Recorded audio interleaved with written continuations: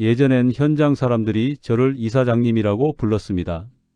건설자재 납품업체를 30년 넘게 운영했고 직원이 40명이었으니 그렇게 불릴 만했죠. 지금은 새벽 4시에 일어나서 배달 오토바이에 시동을 겁니다. 무릎이 시리고 손목이 욱신거리지만 멈출 수가 없습니다. 배달을 마치고 돌아오는 길에 예전 거래처 사장과 마주쳤습니다. 20년 넘게 알고 지낸 사이였는데 그분은 고개를 돌렸습니다. 저도 모른 척 했습니다.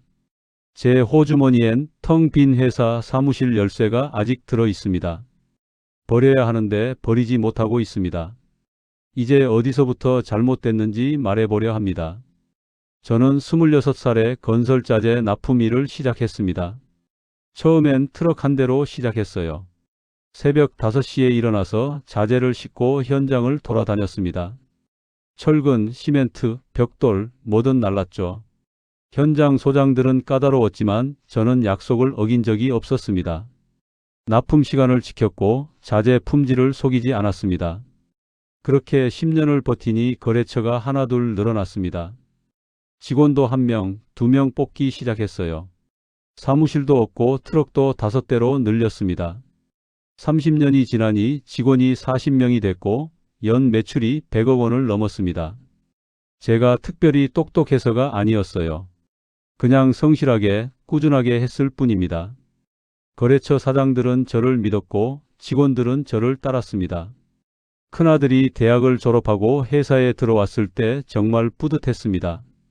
이제 이 회사를 아들에게 물려주고 저는 아내와 여행이나 다니면서 살 수 있겠다고 생각했죠.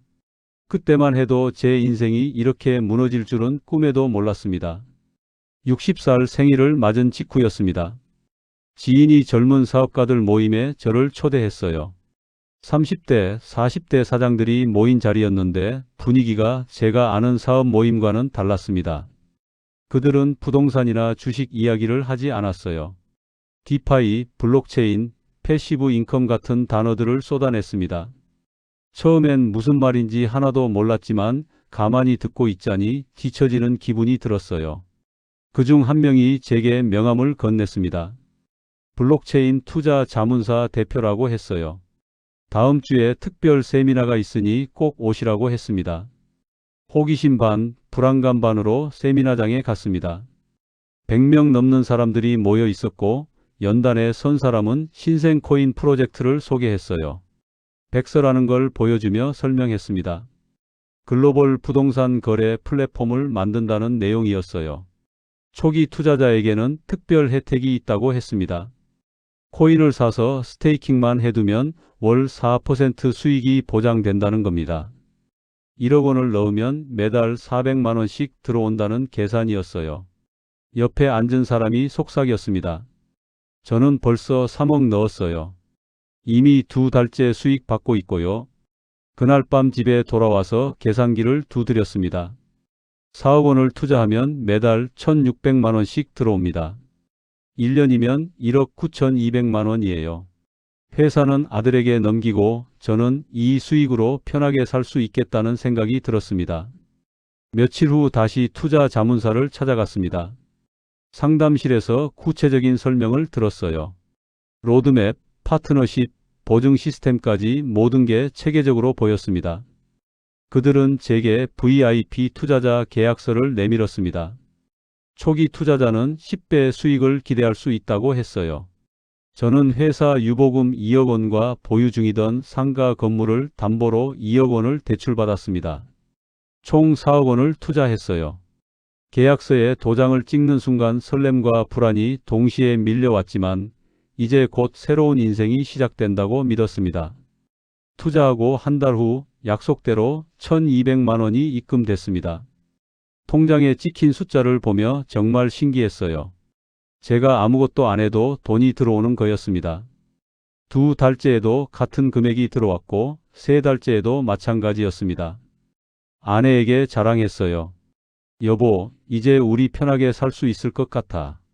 아내는 조심스럽게 물었습니다. 그게 정말 안전한 거예요? 저는 자신 있게 대답했죠. 계약서도 있고 회사도 제대로 된 곳이야. 걱정 마. 그런데 넉 달째부터 입금이 이틀 늦어졌습니다. 투자 자문사에 전화했더니 거래소 점검 중이라고 했어요. 곧 입금될 거라며 안심시켰습니다. 실제로 사흘 후에 돈이 들어왔고요.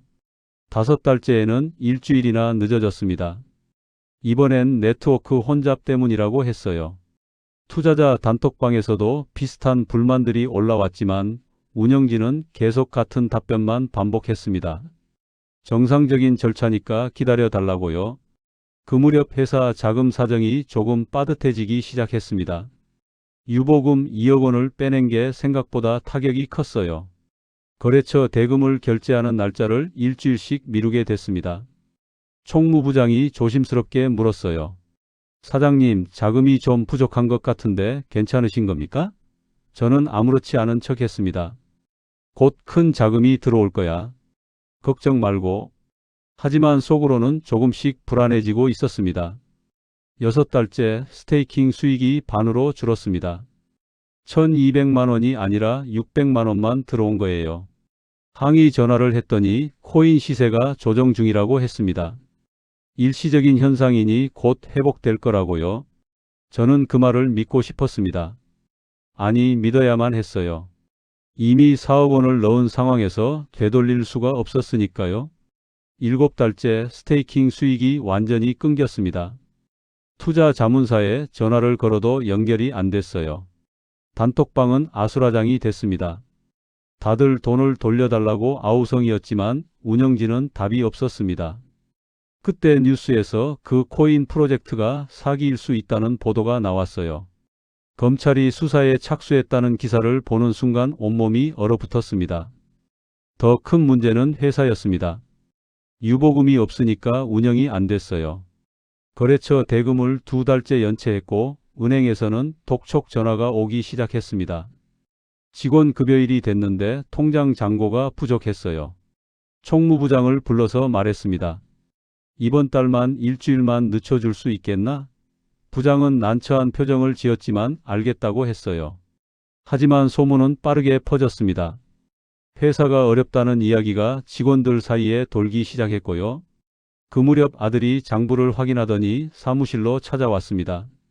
아버지, 회사 유보금이 왜 이렇게 줄었어요? 어디 쓰신 거예요? 저는 대답할 수가 없었습니다. 아들이 추궁했어요. 설마 투자하신 건 아니죠? 저는 고개를 숙였습니다. 아들의 목소리가 떨렸어요. 아버지가 회사 돈을 코인에 넣었다고요? 미쳤어요? 제가 물려받을 회사를 어떻게 이러세요? 변명할 말이 없었습니다. 정말 미친 짓이었으니까요. 코인 가격은 계속 떨어졌습니다. 처음 샀을 때보다 절반 이하로 폭락했어요. 투자금 4억 원의 가치가 7천만 원으로 줄어든 겁니다. 팔아서라도 회사 자금을 메우려고 했지만 거래소에서 출금이 막혔습니다. 시스템 점검이라는 공지만 떴고 실제로는 먹튀 준비를 하고 있었던 거죠. 은행에서 대출 연체 통보가 왔습니다. 담보로 잡힌 상가 건물이 경매로 넘어갈 수 있다는 경고장이었어요. 거래처에서도 연락이 왔습니다. 이번 달까지 대금 안 주시면 거래 중단하겠다고요. 20년 넘게 함께 일한 곳이었는데 그들도 더는 믿어줄 수 없다는 표정이었습니다. 밤에 잠을 잘 수가 없었어요. 누우면 숫자들이 머릿속을 맴돌았습니다. 4억 원, 7천만 원, 3억 3천만 원 손실. 어떻게 메워야 할지 답이 안 나왔습니다. 투자하고 9달째 그 코인은 거래소에서 상장 폐지됐습니다. 투자금 4억 원이 완전히 증발한 겁니다. 휴대폰 화면을 보는데 손이 떨렸어요. 숫자가 0으로 바뀌어 있었습니다. 며칠 후 법원에서 통지서가 왔습니다. 회사 부도 처리가 확정됐다는 내용이었어요. 더 이상 버틸 수가 없었습니다. 직원들을 회의실에 모았습니다. 40명 전원이 모인 자리에서 고개를 숙였어요. 죄송합니다. 제 잘못으로 회사가 문을 닫게 됐습니다. 직원들은 말이 없었습니다. 총무부장이 떨리는 목소리로 물었어요. 사장님, 그럼 저희 퇴직금은 어떻게 되는 겁니까? 저는 대답할 수 없었습니다. 퇴직금을 줄 돈이 없었으니까요. 20년 넘게 함께 일한 영업부장이 자리에서 일어났습니다. 사장님을 믿고 따랐는데 이게 뭡니까? 목소리가 떨렸어요. 젊은 직원 한 명이 책상을 쳤습니다. 사장님 혼자 도박하시고 우리 인생은 왜 망가뜨립니까? 제 애들은 어떻게 키워요? 아무 말도 할 수 없었습니다. 정말 제가 그들의 인생을 망쳐버린 겁니다. 그날 밤 아들이 회사 사무실로 찾아왔습니다. 얼굴이 창백했어요. 아버지, 제 명의로 대출 받으신 거 아시죠? 무슨 말인지 몰라서 멍하니 쳐다봤더니 아들이 통장 사본을 내밀었습니다. 제 이름으로 2천만 원 신용대출이 나가 있었어요. 저도 모르게 받은 겁니다. 회사 자금이 급할 때 아들 도장을 몰래 찍었던 게 기억났습니다. 아들이 말했어요. 저는 이제 신용불량자예요. 취직도 못하고 결혼도 못해요. 아버지가 제 인생까지 망치셨어요. 저는 아버지 아들 아닙니다. 다신 연락하지 마세요. 아들이 돌아섰습니다. 아들아, 미안하다. 등 뒤에서 불렀지만 아들은 돌아보지 않았어요. 그게 아들과 마지막이었습니다. 일주일 후 집이 경매로 넘어가는 날이었습니다. 아내가 짐을 싸고 있었어요. 35년을 함께 산 집이었습니다. 여보, 미안해. 제가 말했지만 아내는 대답하지 않았습니다. 한참 후에 조용히 말했어요. 당신 혼자 사세요. 저는 딸네 집으로 갑니다. 아내도 떠났습니다. 회사 문을 닫는 날, 텅 빈 사무실에 혼자 남았습니다. 벽에 걸린 명패를 떼어냈어요. 이정수 대표이사. 이 5글자가 제 전부였는데 이제는 아무 의미도 없었습니다. 건물을 나서는데 경비가 고개를 돌렸습니다. 예전엔 공손하게 인사하던 사람이었어요. 복도에서 옆 건물 사장님과 마주쳤는데 그분도 못 본 척했습니다. 20년 넘게 알고 지낸 사이였는데요. 그날 밤 혼자 남은 원룸에 앉아서 통장을 확인했습니다. 잔고가 13만 원이었어요. 40명이 저를 믿었고 가족이 저를 의지했고 30년간 쌓아온 모든 것이 넉 달 만에 사라졌습니다. 지금은 64세입니다. 새벽 4시에 일어나서 배달 오토바이에 시동을 겁니다. 한 달에 200만 원 정도 벌어요. 배달을 마치면 오후엔 건설 현장에 나갑니다. 일용직 인부로 일하면 하루에 10만 원을 받습니다. 예전에 제가 자재를 납품하던 바로 그 현장들이에요. 소장님들 중에는 저를 알아보는 사람도 있습니다. 그럴 때마다 고개를 숙입니다. 원룸은 6평입니다. 창문 밖으로 다른 건물 벽만 보여요. 냉장고엔 계란이랑 라면이 전부고요. 아들과는 3년째 연락이 없습니다. 명절 때 한 번 문자를 보냈는데 읽지 않았더라고요. 아내는 딸네 집에서 손주를 돌보며 지낸다고 들었습니다. 저한테는 연락이 없어요. 가끔 마트에서 옛날 거래처 분들을 만날 때가 있습니다. 눈이 마주치면 서둘러 고개를 돌립니다. 그분들도 마찬가지예요. 서로 모른 척하는 게 편합니다.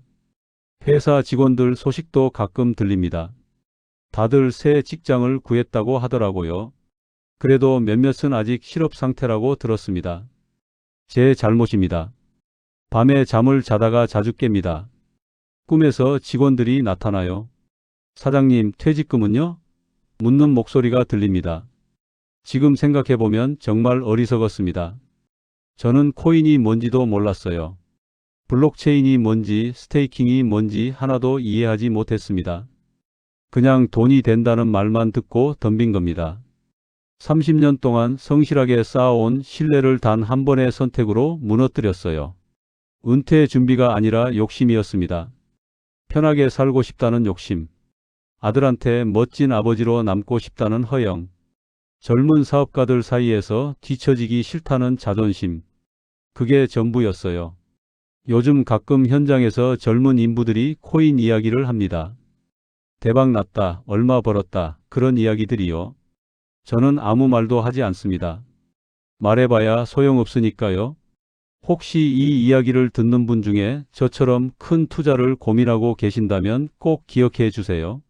모르는 일에는 절대 평생 모은 돈을 걸지 마세요.